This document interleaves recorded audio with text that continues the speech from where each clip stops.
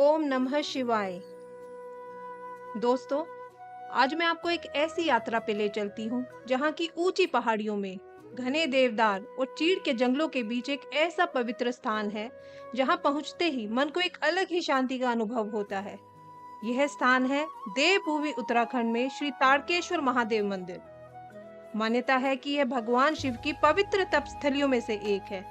लेकिन इस मंदिर की सबसे अद्भुत बात यह है कि इसके नाम के पीछे एक ऐसे असुर की कथा जुड़ी है जिसने कभी स्वयं भगवान शिव को प्रसन्न करने के लिए घोर तपस्या की थी। कथा बहुत पुरानी है। एक समय तारकासुर नाम का एक शक्तिशाली असुर था। उसके मन में अपार शक्ति प्राप्त करने की इच्छा जागी। उसने भगवान शिव को प्रसन्न करने के लिए कठोर तपस्या शुरू कर दी। दिन बीतते गए, महीने बीतते गए और तारकासुर की तपस्या इतनी कठोर हो गई कि देवताओं तक को चिंता होने लगी। अंततः भगवान शिव उसकी तपस्या से प्रसन्न हुए और उसके सामने प्रकट हुए। महादेव ने कहा, तारकासुर, मैं तुम्हारी तपस्या से प्रसन्न हूँ, मांगो तुम्हें क्या वरदान चाहिए। तारकासुर जानता था कि भगवान शिव वैरागी हैं। उन्हें संसार के मोह से कोई लगाव नहीं था। इसीलिए उसने ऐसा वरदान मांगा जिसे सुनकर उसे लगा कि वह हमेशा के लिए अजय हो जाएगा।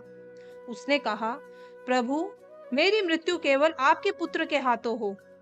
तारकासुर को पूरा विश्वास था कि भगवान शिव कभी विवाह नहीं करेंगे और उनका कोई पुत्र भी नहीं होगा। महादेव ने उसे वरदान दे दिया, लेकिन वरदान मिलते ही तारकासुर के भीतर का अहंकार जाग उठा। वह शक्तिशाली बन गया। उसने ऋषियों, संतों और निर्दोषों लोगों को परेशान करना शुरू कर दिया। चारों ओर उसका आतंक फैल गया। देवता और ऋषि भगवान शिव की शरण में पहुंचे, लेकिन तारकासुर को मिला वरदान ऐसा था कि उसका अंत केवल भगवान शिव के पुत्र के हाथों से ही संभव था। अब देवताओं के सामने एक ही उपाय था, महादेव और माता पार्वती का विवाह। माता पार्वती ने भगवान शिव को पति के रूप में पाने के लिए कठोर तपस्या की। उनकी भक्ति और तप से प्रसन्न होकर भगवान शिव ने माता पार्वती को स्वीकार किया और फिर जन्म हुआ भगवान कार्तिकेय का। समय आने पर कार्तिकेय ने तारकासुर का सामना किया। भयंकर युद्ध हुआ। अंततः भगवान कार्तिकेय ने तारकासुर का वध कर दिया। लेकिन मृत्यु के अंतिम क्षणों में तारकासुर के भीतर का अहंकार समाप्त हो चुका था।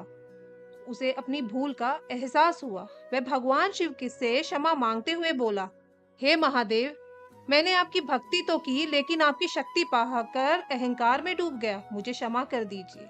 महादेव तो करुणा के सागर हैं।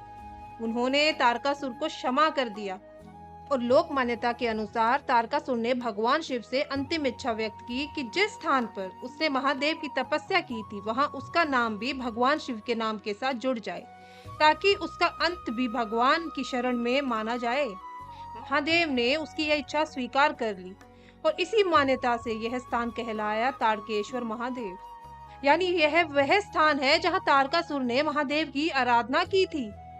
यही इस मंदिर की सबसे अद्भुत कथा मानी जाती है। कहते हैं, आज भी जब भक्त इस शांत और पवित्र स्थान पर पहुंचते हैं तो घने जंगलों के बीच उन्हें ऐसा अनुभव होता है जैसे प्रकृति स्वयं महादेव का ध्यान कर रही हो।